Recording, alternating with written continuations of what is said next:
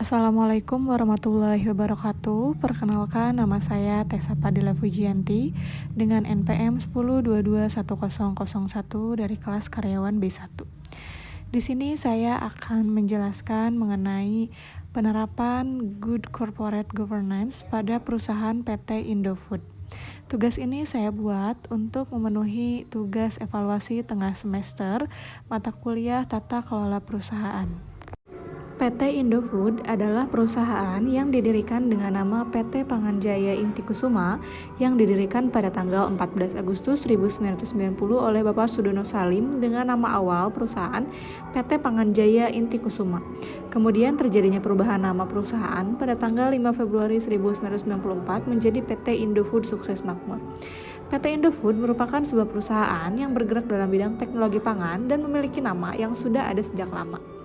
Perusahaan ini juga mengutamakan nilai guna dan keinginan pasar dari masyarakat, tidak berfokus pada satu produk yang diproduksi, melainkan memproduksi beberapa produk lainnya.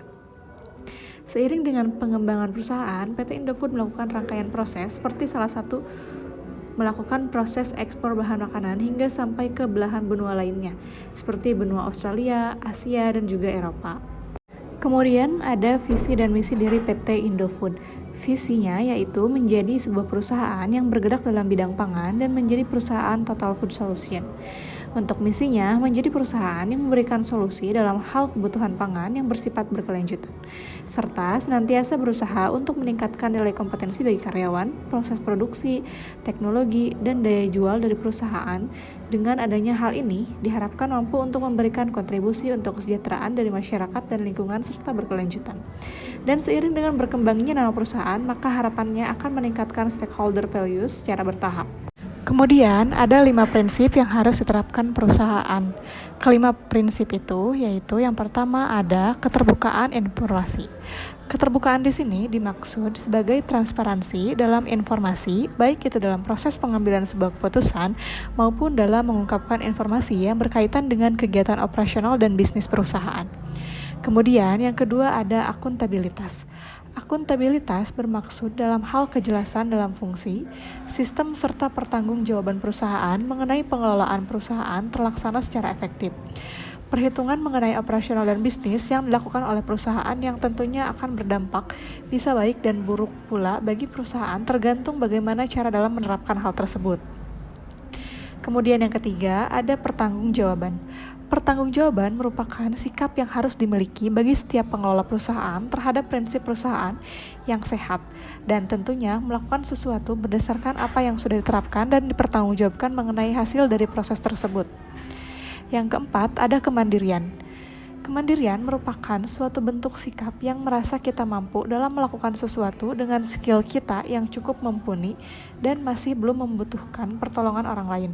Kaitannya dengan good corporate governance, yaitu perusahaan harus dikelola dengan sikap mandiri tanpa harus menunggu konfirmasi dari pihak rekan lainnya maupun harus dengan berpegang pada prinsip-prinsip perekonomian yang berlaku pada perusahaan tersebut. Kemudian yang terakhir ada kesetaraan dan kewajaran. Kesetaraan merupakan konsep yang harus dimiliki oleh setiap perusahaan tanpa harus melakukan pengkhususan dalam hal pelayanan dan yang lainnya, serta harus tetap mengutamakan hak masing-masing karyawan serta stakeholder berdasarkan kesepakatan dan peraturan yang berlaku. Kemudian ada kesimpulan. Good Corporate Governance merupakan tata kelola perusahaan yang baik atau sering disingkat GCG adalah praktik pengelolaan perusahaan yang penuh kepercayaan dan kehati-hatian untuk menyeimbangkan pemenuhan kepentingan semua pemangku kepentingan. Dengan diterapkannya penerapan GCG, maka pengelolaan sumber daya perusahaan akan selalu sejalan dengan tujuan perusahaan dan dengan memperhatikan keterlibatan pemangku kepentingan akan menjadi efisien, efektif, ekonomis, dan produktif. PT Indofood adalah perusahaan yang didirikan dengan nama PT Panganjaya Inti Kusuma yang didirikan pada tanggal 14 Agustus 1990 oleh Bapak Sudono Salim dengan nama awal perusahaan PT Panganjaya Inti Kusuma. Kemudian terjadinya perubahan nama perusahaan pada tanggal 5 Februari 1994 menjadi PT Indofood Sukses Makmur.